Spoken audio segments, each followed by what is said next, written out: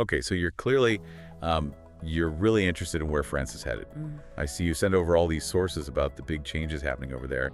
We've got this deep dive into the social security system and a property market prediction that really caught my eye.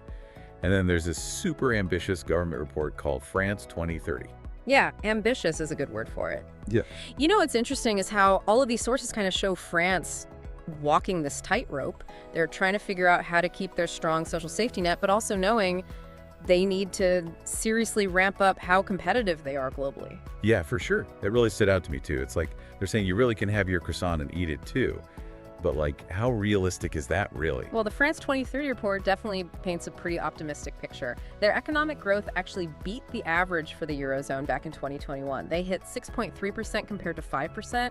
And job creation is looking pretty strong right now, too. Plus, they're putting a ton of money into innovation, especially biotech, green hydrogen, and AI. So basically, they're trying to lay the foundation for an economy that's much more tech-driven. But then we have this property market prediction from ECL's Overseas Property. And they're suggesting there might be a price correction coming, especially in the big cities between now and 2025. Is that something we should be worried about? Or is it just a temporary thing? It's probably a combination of different things. Property values in places like Paris and the Riviera, they might just be getting too high for the average person to afford, even if the overall economy seems to be doing all right. So let's say I was thinking about buying a cute little pied-à-terre in Nice. Should I maybe hold off for a while? That might not be a bad idea. You know, emerging regions like Nouvelle-Aquitaine or Occitanie, they could be a better bet. They might have more stable prices, and you could potentially see a higher return down the road. Okay, so the when and the where are more important than ever when it comes to French real estate. But let's get back to this whole balancing act that France has got going on, this social contract thing. It's not just a fancy phrase, is it? I mean, that social security document you sent over, it talks about all these programs I'd never even heard of, back-to-school allowances, moving bonuses for families. It's a lot. Yeah, it's a totally different way of thinking about the role of government than you see in a place like the US, for example. These programs aren't just like handouts. They're a core part of how French society is structured. It really reflects their values of solidarity and social equality. Yeah, and that's great, of course.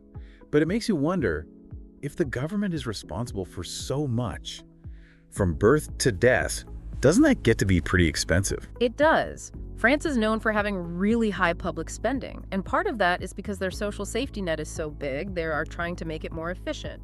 But reforming something like that, it's a very delicate process. Because any changes they make could really upset that social contract. Exactly, and that's why it's super important for anyone doing business in France. They need to get this part of the culture. It's not just about the economics, it's about respecting a completely different set of values. Okay, so cultural awareness is essential. Yeah. Got it. But let's switch gears for a minute. Let's talk about France's big bet on innovation. I mean, they seem laser focused on being a leader in all those cutting edge fields. They have to be. Germany, with all their manufacturing power, they've been like the gold standard in Europe for a long time. So France needs to find its own way to stay competitive, and they're putting a lot of faith in innovation to do it. So it's almost like they're in this race with Germany to dominate the global tech scene. But when you read between the lines of their economic analysis, it seems like there are some internal things holding them back. What are those? Well, a lot of people point to the French labor market. It can be pretty rigid, and that can be a real disadvantage in sectors like tech that move so fast. Companies need to be able to adapt super quickly to keep up. Right. Agility is key in tech. For sure. And then on top of that, you've got the bureaucracy. France is known for having a ton of regulations, and that can really stifle innovation, especially for new companies that are just getting started. So it's kind of a paradox. They want this super high-tech future, but their system isn't really built for speed. What about funding, though? Can they even afford all these big plans? That's another area where they face some hurdles. The French financial system has a reputation for not being very risk-averse, and that can make it harder for startups and really innovative companies to get the money they need to grow. So they're making a big bet, but it's not clear that they have everything they need to win. That's got to create some interesting problems for them. It does. And this is where the comparison to Germany gets even more interesting. They're both economic powerhouses, but their approaches are completely different. It's really fascinating to watch how it all plays out. So we've got France like diving headfirst into this tech future. Right? Right. But they've got some serious challenges to overcome. Makes you wonder, can they really pull it off? I mean, can they be this global tech leader while still holding on to this really strong social model? Right. That is the billion-euro question. And all these sources we're looking at, they really show us how high the stakes are, not just for France either. This affects all of Europe. Okay, so tell me more. I'm ready for some European drama. All right, so picture this. You've got Germany, right? The economic powerhouse of Europe, known for their engineering and being at the top of the export game. But even they're struggling with an aging workforce, and they need to figure out how to stay relevant in this digital world. And then you've got France trying to do things their own way. They want to keep their social values strong, but they also know they have to be quick and innovative to compete globally. It's almost like they're trying to rewrite the rules. Yeah, exactly. And here's the thing. Those two stories, France and Germany, they're totally connected. They're watching each other, learning from each other, maybe even a little scared of falling behind. It creates this really interesting dynamic. Like a high-stakes game of economic chess, and the future of Europe is on the line. But where do we fit into all of this? You know, us, the listeners. What's the takeaway for someone who wants to understand how this might affect their lives, their investments, their view of the world? And that's where these sources are so helpful. They give us a way to understand not just what's happening, but the forces that are driving everything. And that's really important, whether you're an entrepreneur, an investor, or just someone who wants to understand the world better. So let's say I'm that entrepreneur, and I'm really interested in the potential of France's tech scene. What are the most important things I need to know to be successful there? Well, the first thing to remember is that social contract we talked about. It's not just about the programs themselves. It's about the values behind them. Solidarity, equality, a belief in the collective good. Those are deep parts of French culture, and they affect everything about how business is done. So I should probably brush up on my French history and sociology then. It wouldn't hurt, that's for sure. Understanding the culture is just as important as understanding the market. Okay, that makes sense. Now, we talked about the challenges, the labor market, the bureaucracy. But what about the good stuff? What are the advantages of doing business in France? Oh, there are plenty of advantages. France has a highly educated workforce. They've got a long history of innovation and entrepreneurship, and the government is putting a lot of money into key growth sectors. So the potential is there, but it's not going to be easy. Exactly. It takes a certain kind of flexibility, a willingness to adapt to a different way of doing things. Okay, what about investors? What should they be thinking about when it comes to France? Well, those property market predictions we discussed earlier, they're definitely something to keep in mind. Knowing when and where to buy is crucial. Otherwise, you could end up making a costly mistake. And remember what we said about those emerging regions? That could be really good opportunities for investors who are willing to look beyond Paris. Right. Don't put all your eggs in one basket. But looking beyond real estate, what's the big picture for investors? I think the most important thing to understand is that France is at a turning point. They're trying to find a way to combine their traditional strengths with this need to be more flexible and innovative. Whether they can do it remains to be seen.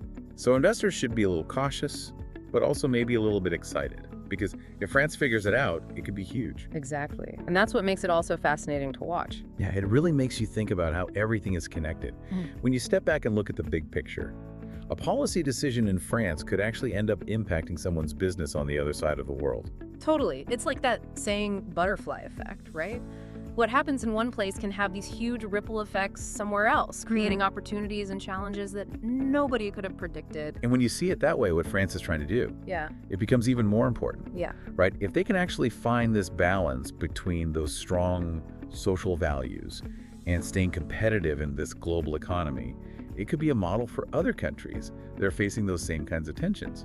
It's true. It's almost like they're conducting this real-time experiment in how to make capitalism more humane. How to create a system that doesn't force you to choose between prosperity and taking care of people. It's fascinating. And the world is definitely watching to see if they can pull it off. But we can't forget about Germany and all of it. It feels like they're always kind of there in the background, even when these sources don't mention them directly. Oh, absolutely. Their influence is huge. Germany's economic model, with their focus on exports and manufacturing, that's been the recipe for success in Europe for decades. But even they are starting to realize that they might need to change things up.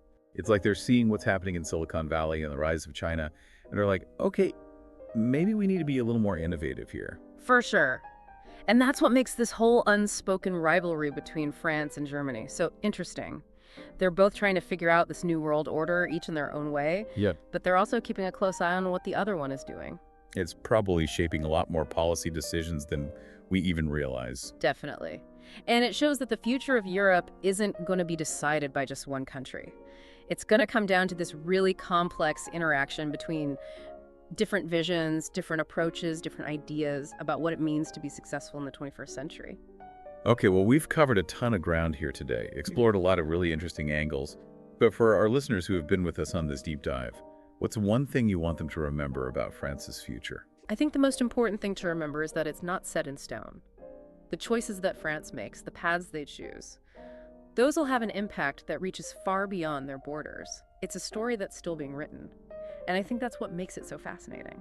It's a good reminder that nothing is guaranteed. The future is shaped by the decisions we make, the risks we're willing to take, the experiments we try. And who knows? Maybe France will surprise us all. That's the exciting part, right? The uncertainty, the potential for things to play out in ways we never could have imagined.